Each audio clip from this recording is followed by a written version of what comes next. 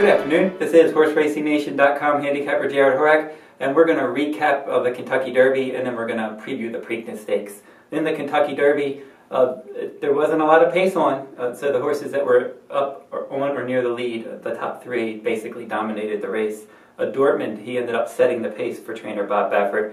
He was tracked closely by Firing Line, and then American Pharoah, breaking from an outer post, was able to tuck in and be right with those horses sitting in third. So those three just went all the way around the track basically together, and then Firing Line, he went after and engaged Dortmund, and he finally got the best of Dortmund. He was able to finally put him away because Dortmund beat him in 2 photos in California, but he finally beat him. But the only problem was another Bob Baffert runner, American Pharoah, ended up beating Firing Line late. He was able to get past them in the late going and win by a length under Victor Espinoza. So it was a good, solid effort. American Pharoah was the favorite. He was supposed to win this race, and he ran a good race, and he did a good job for his sire line. His sire, Pioneer of the Nile, was second in the Derby, and then Pioneer of the Nile sire, Empire Maker, was also second in the Derby. So he was able to get the job done, just like Empire Maker's sire, Unbridled. He did win the Derby. So this was a strong Derby sire line, and American Pharoah, the favorite. He had that good early pressing speed. He was able to get the job done. Firing Line ran a solid race. He was coming off of a 6-week layoff. He drew well in the middle. You knew he was going to be in the hunt throughout. And you figure if you liked Dortmund, he was going to be a much lower price than Firing Line, and it was worth a shot, maybe to take a shot at a horse like Firing Line, who had a lot of talent. Just weren't quite sure if he wanted to go that distance, but he ran a nice race. He ended up finishing 2 lanes clear of the third finisher, Dortmund. Dortmund ran a solid race. It probably wasn't his best effort, because I think if he was really on his game and he was really sharp like he was in his last couple of starts prior to the Derby, I think he could have gone all the way on the first Saturday in May. But that wasn't the case. He ended up weakening late. Still a solid effort. There were some reports that he had a bout with colic a week before the Derby. Maybe he bounced a little bit. Maybe he just wasn't quite just really sharp and on top of his game. But he ran a nice race nonetheless. Frosted was really compromised by the pace scenario. He ended up breaking slow. He was sitting back in 15th. He worked his way all the way up to finish 4th. He was only a neck behind Dortmund when they crossed the line. So Frosted ran a nice race, and he's going to skip the Preakness. They're going to probably wait for the Belmont Stakes for him. He's done his best work in New York. Kieran McLaughlin is based in New York, so I think that he's certainly one if he runs in the Belmont Stakes that you have to consider for that race. Danzig Moon finished an even 5th. It's possible that he could come back for the Preakness. Wasn't a bad effort at all, rounding out that super high 5 for him at almost 23-1. And then Materiality ended up finishing 6th. For him, I think his lack of experience just did him in. He only had 3 starts. He broke slow. You had these seasoned horses in there that you couldn't make any mistakes. And right off the bat, he made a mistake, and that cost him the race.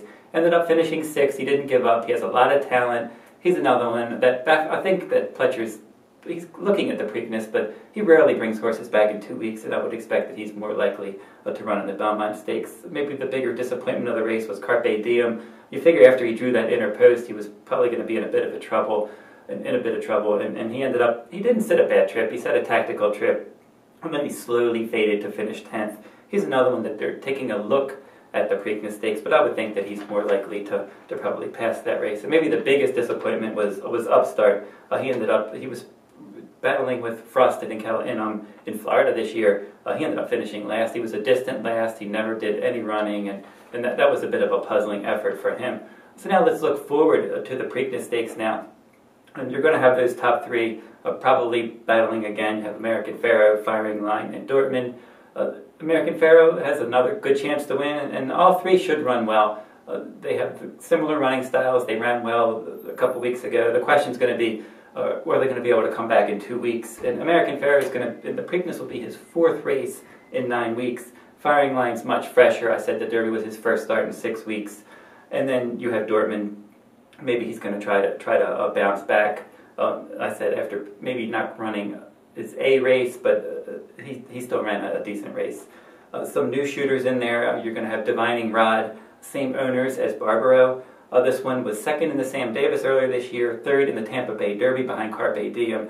And then in the Lexington Stakes, he won that one nicely. Now earlier it seemed like he was a little aggressive. He wanted to go after the lead, but he relaxed nicely in the Lexington Stakes, and that was the key to victory. He sat back, he stalked, he pounced, he rolled home by 3 lengths, earned a solid speed figure, and he's continuing to improve. And if there is a new shooter that could surprise, he could certainly be the one. You're going to have horses like Mr. Z for Wayne Lucas come back.